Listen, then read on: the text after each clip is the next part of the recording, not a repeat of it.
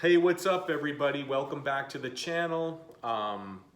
Today I'm working on the pan head, and if you're like me, you're kind of a scatterbrain when you build stuff and you kind of flip-flop back and forth from part to part as you're mounting it, as you're mounting your components to your chassis and stuff like that. I started building this tank that's right here a while ago, and I've got it ready to be final welded, and I've got to figure out how I want to mount it. So a lot of times you can use like a Frisco type mount, which is just kind of like a tongue that sticks out with a hole in it on either side of the gas tank, and you can drill your backbone, put a hat style bung and a 3/8 or 5/16 threaded bolt will go through that and kind of pinch that tank to the backbone. I like that because it creates a gap between the backbone of the tank and the frame. And when I'm running these tanks, I put a little piece of rubber, like I forget what the place is called where I get it, but it's like a 1/8 thick rubber, or it's a little over that. And what that does is kind of soften the blow. But Frisco mounts are fine, but this bike, I'm trying to step it up a level, so I'm probably not gonna go with a Frisco mount. I'm gonna go with maybe something different. I've got to figure it out as I go because I want this to kind of be special. I don't want to just mount it in the regulatory way that I might do it just to quickly mount a tank. One thing I will say is if you're Frisco mounting a tank with the tabs on it, like the tongues with the hole in it, make sure that you put a hat style bung through there and weld that on your frame as well. It just adds a little bit more strength instead of just drilling and tapping through the backbone of the frame. So anyways, here's the tank. I'm really happy with it. It's got a lot of paneling, so like it's got a panel on top. This is going to be a sight line, so you're going to be able to see that. It's pretty sick little coffin tank. We're getting a glare from the light. I apologize for that. But we went and put all this paneling on it as well, which is like 1/8 mild steel. And I've got a spinner cap for it that's already been installed. That's going to be on the tank like so. I love me spinner caps for some reason. I really enjoy how they look on the bike. This one's vented. The other thing I went ahead and did was I made the fuel valve bung. So these are actually really easy to make if you have a lathe and you can cut metric threads. So this is just 1 7/8. It's taken down a couple of thou and then machined out here, and then we cut our thread pitch. And then this would be like a style of fuel valve, and then that screws right on to this, except we're missing the valve. And then this is gonna get welded to the tank, and it's just gonna give you a little, I don't know, I like the look of an exposed fuel valve, so you can just kind of like reach over, turn it on and off and stuff like that. So this gas tank's going to be a little bit special in respects to that. So anyways, I guess I'm going to get welding. I'm going to get my prime welder out. I've got to do a little bit of welding, and then I've got to figure out how I'm going to come up with a good idea for mounting the gas tank that's not like the generic kind of way. And you want it to be strong and so on and so forth. So I'll probably figure that out as we go. So stay tuned. Cheers. All right, I'm back. So I'm getting ready to weld up the tunnel into the gas tank. And I've set up my TIG welder. For those of you that don't know what TIG is, it's tungsten inert gas. It's a form of welding. It's really clean.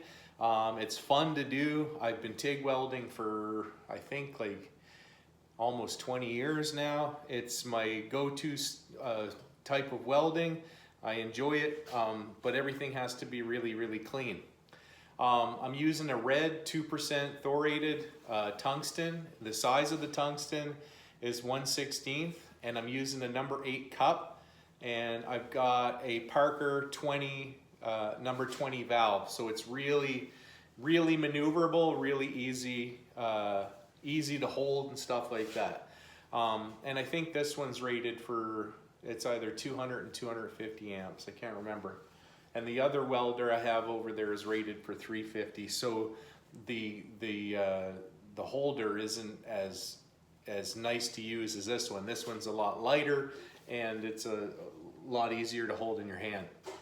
Anyways, I'm gonna get ready. This is the portion we're gonna weld in. It's the tunnel, so we're gonna get it tacked up and weld it in, and then we're gonna get the tank mounted.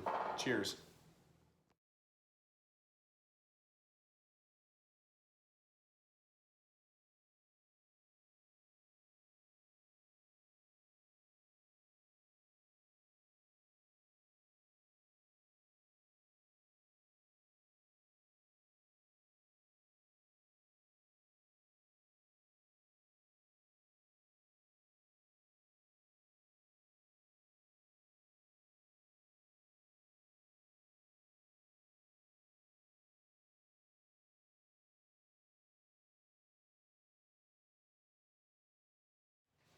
All right, so I got the tunnel welded up, as you can see in the time lapse.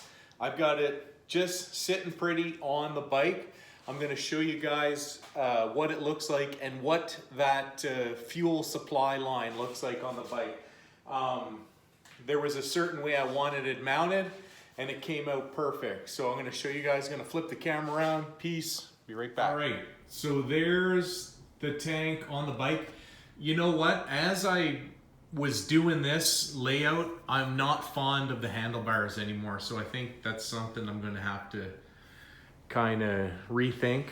I'd rather go risers into a moto bar than built-in risers on a moto bar. But there's your fuel supply takeoff, and I wanted it to line up with this line here, which it does. So that turned out really nice, and I'll flip the camera around and show you what we welded up. All right, I got gloves on because the tank is still kind of warm. Show you what we did. We welded the tunnel in. Tunnel's all nice and welded. This is gonna get leak checked and then lined. There's your fuel supply line. That's brazed in. It looks really good. We want 0 leaks on this. This tank has potential to leak more than a regular tank because this seam has been all welded in to the actual seam on the bike or on the tank. So hopefully when we pressure test it, we have minimal leaks. Sometimes you're gonna get a leak, and you just have to kind of clean up the area, hit it with a flap disc, and put a dab of weld. Silicon bronze is really good for that. I usually weld up my tanks with ER70S-2 or 6, doesn't really matter, both weld good. And I use about a 16th, I think it's like a 16th diameter tungsten. And I usually use a 16th diameter filler rod, and I use a 16th 2% red thoriated tungsten to weld up my gas tanks. I use red tungsten for all my mild steel, so I just have good results with that, so that's what I'm gonna use. Anyways, that's it for today. The gas tank, looking good, looking way better. We've got our components on. It's starting to take shape. The next video, tune in, I'm gonna show you how I did the mounts. I'm gonna mount it in a way that's a little bit different, but still a serviceable mount. A lot of times when you're building custom stuff, you're out on the road, stuff happens, anything can happen, and I just want a really serviceable, strong mount for this gas tank. And on the next video, I'm gonna show you how I do that. So stay tuned. And if you like this video and you like this content, then please like, subscribe, ring the bell, do all that jazz. And I'm gonna continue to push through and do these videos. Hopefully they're helpful to some people. If anybody has any questions about how I'm doing what I'm doing, feel free to shoot a question off or DM me. We're only on Facebook now as a social platform. I've dumped all my other social media aspects except for YouTube and Facebook. That's it. Cheers, peace, God bless, have a good weekend, and keep chopping.